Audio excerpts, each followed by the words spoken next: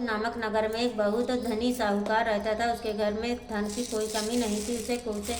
उसे केवल एक दुख था कि उसके कोई पुत्र नहीं था। वह एक दिन रात यही चिंता करता रहता था। वह पुत्र पाने की कामना से प्रत्येक सोमवार को शिव जी का व्रत और पूजन करता था तथा संध्या काल में शिव मंदिर में जाकर भगवान शिव जी के सामने दीपक जलाता था। उसके इस भक्ति भाव को देखकर एक दिन माता पार्वती जी ने भगवान शिव से कहा, प्रभु यह साहूकार आपका निर्भक्त है और सदैव आपका व्रत और पूजन श्रद्धापूर्वक करता है। इसकी मनोकामना पूरी करनी चाहिए। माता पार्वती की बात सुनकर शिव जी ने कहा, हे पार्वती, यह संसार कर्म क्षेत्र है। जिस प्रकार किसान खेत में जैसा बीज बोता है वैसे ही फल काटता है, इसी प्रकार इस संसार में हर व्यक्ति अपने कर्मों के अनुसार ही फल भोगता है। माता पार्वती ने अत्यंत आग्रह के साथ कहा, प्रभु यह साहूकार आपका निर्भक्त है और यदि इसे कोई दुख है तो आप दुख आपको अवश्य ही दूर करना चाहिए, क्योंकि आप सदैव अपने भक्तों पर दयालु रहकर उनके दुखों को दूर करते हैं। यदि आप ऐसा नहीं करेंगे तो मनुष्य आपकी सेवा और व्रत क्यों करेंगे। माता पार्वती का ऐसा आग्रह देखकर भगवान शिव ने कहा, हे पार्वती, इस साहूकार के कोई पुत्र नहीं है। इसी चिंता में यह दुखी रहता है। इसके भाग में पुत्र न होने पर भी मैं इसे पुत्र की प्राप्ति का वर देता हूँ। इस पर पुत्र की आयु का केवल 12 वर्ष की होगी। इसके पश्चात वह मृत्यु को प्राप्त हो जाएगा। इसके लिए इससे अधिक मैं और कुछ नहीं कर सकता। यह सारा वार्तालाप साहूकार सुन रहा था। इससे उसे न तो कोई प्रसन्नता हुई और न ही दुख हुआ। वह पहले की तरह भगवान की शिव जी का व्रत और पूजन करता रहा। कुछ समय बीतने पर साहूकार की स्त्री गर्भवती हुई और 10वें महीने उसे एक अति सुंदर पुत्र प्राप्त हुआ। साहूकार के घर में बहुत खुशी मनाई गई। साहूकार ने निर्धनों तथा ब्राह्मणों को अन्न, वस्त्र और धन आदि का दान किया। उसने शिव जी को पुत्र की आयु का भेद नहीं बताया। उसने किसी को पुत्र की आयु का भेद नहीं बताया। जब वह बालक 11 वर्ष का हो गया तो उस बालक की माता ने साहूकार से बालक के विवाह आदि के लिए आग्रह किया, लेकिन साहूकार ने कहा कि मैं अभी इसका विवाह नहीं करूँगा, इसे पढ़ने के लिए काशी जी भेजूंगा। फिर साहूकार ने अपने साले अर्थात बालक के मामा को बुलाकर उसे बहुत सा धन देकर तुम इस बालक को पढ़ने के लिए काशी जी ले जाओ। रास्ते में जिस स्थान पर भी रुको वहाँ यज्ञ तथा ब्राह्मणों को भोजन कराने के बाद आगे जाना।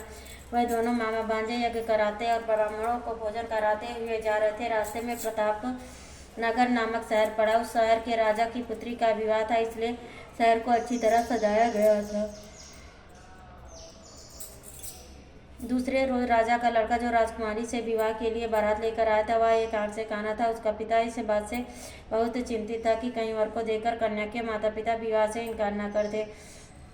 इसलिए साहूकार के अति सुंदर बेटे को देखकर उसके मन में विचार किया कि क्यों न दरवाजे के समय से लड़के को वर बना कर ले जाया जाए। ऐसा विचार करके वर के पिता ने उस लड़के और उसके मामा से बात की तो वह दोनों तैयार हो गए। फिर वह उस लड़के को दूल्हे के कपड़े पहनाकर तथा घोड़ी पर चढ़ाकर दरवाजे पर ले गए और सारा कार्य प्रसन्नता से पूरा हो गया। फिर वर के पिता ने सोचा कि विवाह कार्य भी इसी लड़के से करा लिया जाए।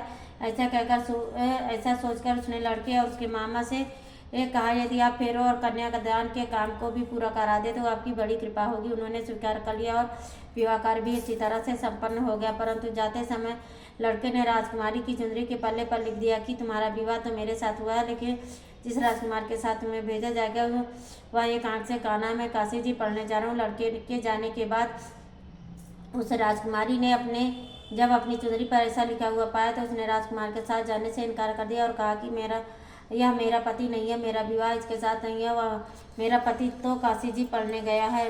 राजकुमारी के माता पिता ने अपनी पुत्री को विदा नहीं किया और बारात खाली हाथ लौट गए। उधर साहूकार का लड़का और उसका मामा काशी जी पहुँच गए। वहाँ जाकर उन्होंने यज्ञ करना और लड़के ने पढ़ना शुरू कर दिया। जब लड़के की आयु 12 वर्ष की हो गई तो उसकी मृत्यु का दिन समीप आ गया। लड़के के मामा को इस बारे में कुछ पता नहीं था। उस दिन उन्होंने यज्ञ का आयोजन किया हुआ तथा इस लड़के ने अपने मामा से कहा, मामा जी आज मेरी तबीयत कुछ ठीक नहीं है। मामा ने कहा अंदर जाकर लेट जाओ। लड़का अंदर जाकर लेट गया और थोड़ी ही देर में उसके प्राण निकल गए। यज्ञ के बीच में जब उसके मामा ने आकर देखा कि वह मृत अवस्था में पड़ा है तो उसे बहुत दुख हुआ।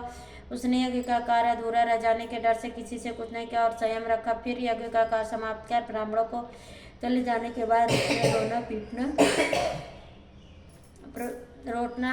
पीटना प्रारंभ कर दिया। संयोग से उसी समय शिव पार्वती जी उधर से जा रहे थे। जब उन्होंने जोर जोर से रोने की आवाज़ सुनी तो माता पार्वती ने भगवान शंकर से कहा, प्रभु कोई दुखिया रो रहा है, उसके कष्ट को दूर कीजिए। जब शिव पार्वती उसके समीप जाकर देखा तो वहाँ एक लड़का मृत पड़ा था। पार्वती जी बोले, प्रभु यह तो ज्वालापुर के साहूकार का लड़का जो आपके वरदान से प्राप्त हुआ था। शिव जी बोले, हे शिव पार्वती, इसकी आयु इतनी ही थी, आयु पूरी हो जाने के कारण यह मर गया। तब माता पार्वती ने कहा, हे प्रभु आप इस बालक की आयु बढ़ाइए, नहीं तो इसके माता पिता तड़प तड़प कर मर जाएंगे। माता पार्वती के बार बार आग्रह करने पर भगवान शिव ने उसको जीवित कर दिया और शिव जी की कृपा से लड़का ओम नमः शिवाय कहता हुआ उड़ गया। भगवान शिव और माता पार्वती कैलाश को चले गए। तब वह लड़का उसका मामा उसी सब प्रकार यज्ञ करते तथा ब्राह्मणों को भोजन कराते हुए अपने घर की ओर चल दिए। रास्ते में प्रतापगढ़ पहुँचे और वहाँ पर आकर उन्होंने यज्ञ आरंभ कर दिया। जब वहाँ का राजा उधर से होकर गुजरा तो उसने उस लड़के को तुरंत पहचान लिया और अपने महल में ले जाकर उन दोनों को बहुत सत्कार किया। साथ ही बहुत आभूषण और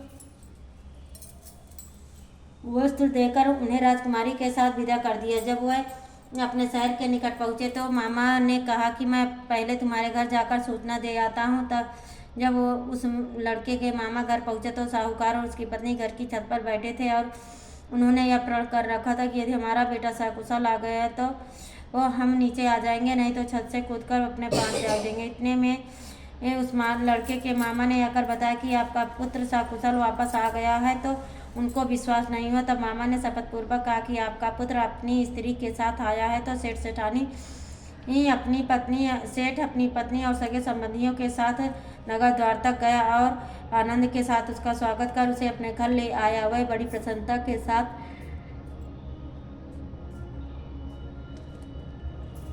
रहने लगे। इसी प्रकार से जो व्यक्ति भगवान सोमवार का व्रत करके भगवान शंकर तथा माता पार्वती का पूजन करता है अथवा उससे इसे कथा को पढ़ता है या सुनता है, उसके सारे दुख दूर होते हैं और उसकी सभी मनोकामनाएं पूरी होती हैं। बोलो ओम नमः शिवाय।